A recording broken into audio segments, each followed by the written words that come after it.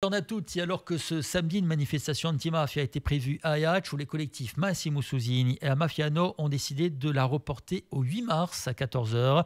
Selon ces deux collectifs, la maman de Chloé Aldrovandi a demandé avec une intense émotion de surseoir à cette manifestation. Nous respectons cette volonté, nos pensées accompagnent toute sa famille dans cette terrible épreuve. Nombre de membres de nos collectifs et tant d'autres Corses savent et comprennent malheureusement ce que signifie cette épreuve. Et puis la mairie de Corti nous fait savoir qu'en hommage à Chloé et en soutien à sa famille, la mairie sera fermée aujourd'hui toute la journée. Les services de la crèche et de la LSH seront également fermés ce jeudi 20 février à partir de 13 h. Quant à la piscine municipale, elle sera fermée toute la journée. En justice, la mystérieuse lettre dans laquelle une personne disant avoir été jurée lors du procès en appel d'Antoine Pietri devant la cour d'appel de Bastille dénonce des irrégularités qui auraient été exercées sur les jurés de ce procès n'en finit pas de faire parler. En effet, les avocats d'Antoine Pietri, condamnés à 15 ans de réclusion criminelle lors de ce procès en appel concernant l'assassinat de Patrick Julien en 2017, ont décidé de déposer plainte contre X. Cette plainte concerne des faits de menaces et intimidations sur un juré et d'escroquerie au jugement au sens des articles 433.3, alinéa 6 et 313.1 du Code pénal. Reste à savoir si cette plainte sera traitée par la cour d'appel de Bastille, qui en a accusé réception, ou par une autre cour d'appel, le dossier pouvant potentiellement être dépaysé. Cette plainte ne suspend pas l'exécution du verdict contre lequel Antoine Pietri, qui avait été relaxé en première instance, s'est pourvu en cassation. En social, ce mercredi, le STC a tenu une conférence de presse à Ajaccio pour dénoncer le climat social au sein des entreprises détenues par Gendry Minicone et réunies sous l'appellation Groupe Minicone. Le syndicat a voulu ouvrir une section syndicale propre à ce groupe, mais s'est heurté à un problème administratif de taille. Le groupe Minicone, en fait, n'a pas d'existence légale et est un nom ombrelle pour les diverses entreprises détenues dans le secteur automobile par Gendry Minicone. Ce dernier aurait, selon le syndicat, décidé de ne pas dialoguer et d'attaquer directement en justice le syndicat devant le tribunal judiciaire pour avoir tenté de créer une section syndicale pour un groupe inexistant. Une décision qui révolte le STC, qui a désormais l'intention, sauf à ce que le dialogue s'ouvre, de saisir la direction régionale de l'économie, de l'emploi, du travail et des solidarités afin de demander la création d'une unité économique et sociale propre aux entreprises Minicone. Celle-ci emploie de 130 à 150 salariés à l'heure actuelle. On écoute Jean de Toussaint-Paul pour le STC. Au mois de juillet, des gens sont venus nous voir pour la constitution d'une section syndicale dans le groupe Minicone. Donc nous avons reçu ces gens, et ils ont nommé une personne qui était représentante de la section syndicale. Et nous avons envoyé le courrier à monsieur Minicone en l'adressant au groupe Minicone dans le lieu à Citroën là. Sauf que le groupe Minicone, ce qu'on ne savait pas, n'existe pas en entité réelle. Ils n'ont pas de numéro SIRET. Ils communiquent tout le temps avec le groupe Minicone, mais le groupe Minicone n'existe pas. C'est plusieurs entités qui sont les unes à côté des autres. Il fait la pub avec le groupe Minicone, mais ça n'existe pas. Donc, au lieu de nous appeler pour discuter, monsieur Minicone nous a assigné au tribunal. Entre-temps, on avait nommé une autre personne parce que la personne que nous avions nommée représentant syndical avait reçu un peu de pression et il a fait une rupture conventionnelle. Nous avons nommé une autre personne et cette deuxième personne se retrouve aussi au tribunal. Donc, nous sommes assignés au tribunal au mois de mars. Monsieur Minicone, pour toute discussion, c'est le tribunal. Donc, pour nous, c'est inadmissible. Donc, ce matin, nous avons voulu dénoncer ces faits-là. Et nous allons faire autrement. Nous allons demander la création d'une unité économique et sociale du groupe Minicone, qui va regrouper toutes les sociétés. Il ne faut pas oublier que M. Minicone dirige quand même une dizaine de sociétés qui ont toutes attrait pratiquement à l'automobile. Alors, une unité économique et sociale, comment vous pouvez la créer si, comme vous l'avez dit, effectivement, le groupe Minicone en lui-même n'existe pas sur le papier? Alors, le groupe Minicone n'existe pas, mais toutes les sociétés, il est gérant de M3 Automobile, il est gérant de JAP Finance, qui est la holding qui gère tout ça. Il est gérant de Chevron de Mellette, il est gérant de Cap Corse Autorent, il est gérant de Noria, il est administrateur à Ajaccio Nord Automobile, il est gérant de Chismont Automobile. C'est Nissan sur la Haute-Corse. Donc, toutes ces sociétés ont en fin de compte un seul employeur. Monsieur Minicone, il fait beaucoup de sociétés pour ne pas dépasser le seuil de 50. Et dans ce fait-là, il n'y a pas de délégués syndicaux qui peuvent être nommés, même s'il y a des gens qui veulent se créer en section. Et donc, nous allons saisir le tribunal pour demander la création d'une unité économique et sociale dans le groupe Minicone. Il s'appellera groupe Minicone parce que de fait, il existe.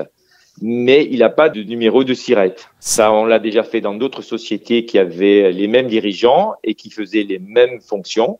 Et on a créé l'unité économique et sociale. Est-ce que cette absence de dialogue social, c'est une nouveauté ou est-ce que c'est quelque chose qui est à court depuis plusieurs années, selon vous? Je pense que le jour où on arrive à créer des gens qui se mobilisent pour créer une section syndicale chez Monsieur Minicone, c'est très rare. C'est arrivé et voilà. Donc, mais je pense que Monsieur, qui se dit un homme de dialogue, il est plutôt pour le monologue. Aujourd'hui, qu'est-ce que vous attendez éventuellement de sa part en termes de progrès sociaux au sein de ces entreprises? Qui nous appelle en disant, écoutez, on essaye de voir, on l'a fait tous ensemble, l'unité économique et sociale, et nous éviter d'aller au tribunal. Sinon, il peut pas y avoir d'autres discussions. Et protéger les salariés, délégués aux représentants du personnel chez lui, pour pas qu'il leur fasse du chantage à l'emploi. Voilà. Donc nous, notre priorité, c'est ça, protéger les salariés à l'intérieur de l'entreprise et maintenant créer l'unité économique et sociale. Un dernier mot au-delà de ça, est-ce qu'il y a des revendications particulières salariales éventuellement, voilà, qui sont présentes? Après, c'est les conditions de travail. Vraiment, c'est pas parce qu'on crée un syndicat qu'il y a un malaise à l'intérieur de l'entreprise. Le syndicat est là pour apporter un plus, pour discuter, pour faire avancer des choses, peut-être qui sont différentes de celles de Monsieur Minicone, mais qui peuvent faire avancer. C'est de l'union que sort la force. Mais je pense que Minicone, il veut diriger tout seul. Nous, on veut pas diriger avec lui l'entreprise, mais on veut peut-être amener dans des conditions de travail, peut-être certains points qui aujourd'hui ne peuvent pas être discutés. C'est toujours Monsieur Minicone qui a raison. Quelles sont les applications concrètes que l'intelligence artificielle peut avoir en Corse? La question se pose forcément et certains tentent d'y répondre, comme le hub européen Corsica AI. Celui-ci s'est constitué autour d'Aflocat, de Good Barber, de la CITEC, de Femuku Ventures et de l'Estia, qui se sont donné 4 missions pour démocratiser d'une certaine manière l'usage de l'intelligence artificielle, y compris chez les petites entreprises. Ainsi, Corsica AI se concentre sur le développement des compétences par la formation, le prototypage dans le domaine de l'IA, l'aide à la recherche de fonds pour le développement de projets innovants et la création et animation d'un écosystème autour de l'intelligence artificielle sur le territoire, le tout en conservant en tête la nécessité de ménager l'éthique sur un sujet qui intéresse de plus en plus. Le point sur ce dossier avec Benjamin Perrennet. Alors, l'EDH Corsica.ai est un consortium d'entreprises qui interviennent pour accompagner le développement de l'intelligence artificielle en Corse autour de 4 grands axes. Le développement des compétences, le diagnostic et le transfert technologique, la recherche de fonds pour développer un certain nombre de projets, et enfin la mise en réseau pour connecter des acteurs qui ont des besoins spécifiques avec des spécialistes du secteur. Dans ce consortium est constitué de 6 entreprises. Aflocat, bien sûr, qui est coordinateur et chef de file et qui s'occupe particulièrement de l'axe montée en compétences. Good Barber, qui s'occupe principalement de l'axe networking. La CITEC, qui travaille sur la partie prototypage et transfert technologique, et Femugui qui, elle, intervient sur la partie recherche de fonds et investissement. Alors aujourd'hui, on est clairement sur une démarche de développement économique et de création d'emplois via l'intelligence artificielle, c'est ça?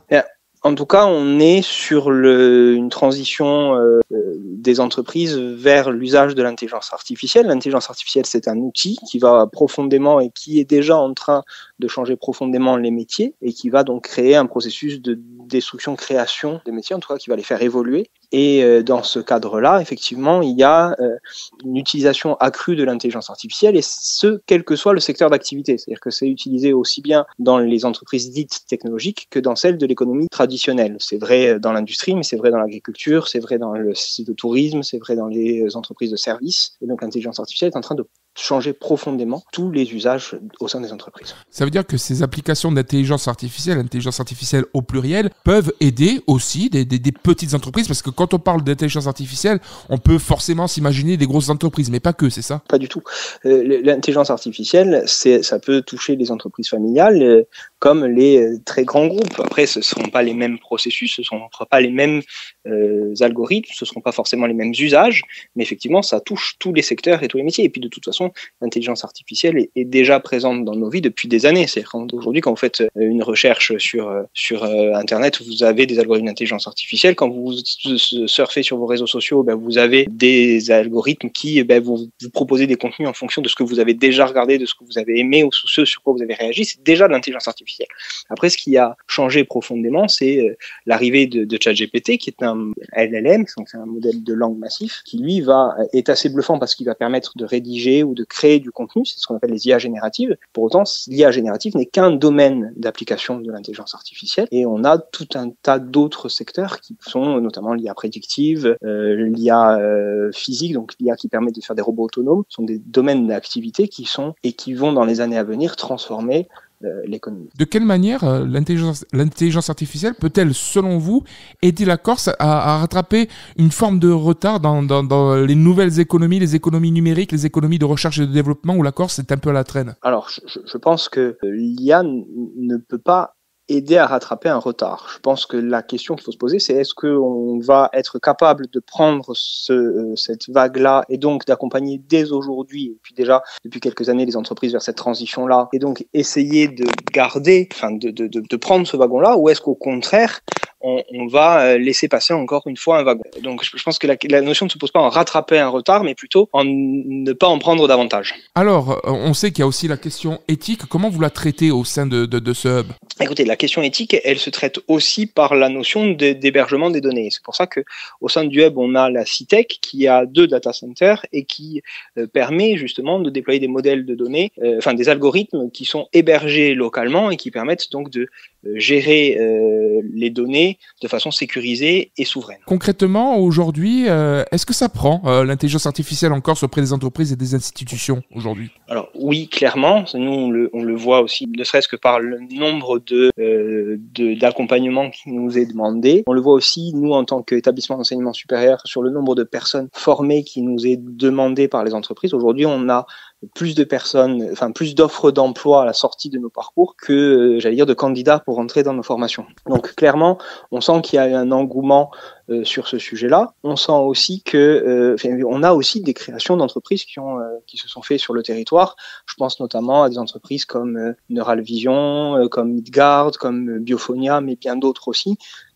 qui se sont créées sur le territoire et qui sont des solutions basées sur l'intelligence artificielle. Donc il y a effectivement un écosystème, finalement là en Corse, proportionnellement au nombre d'habitants, au nombre d'entreprises sur le territoire. La Corse est plutôt bien dotée.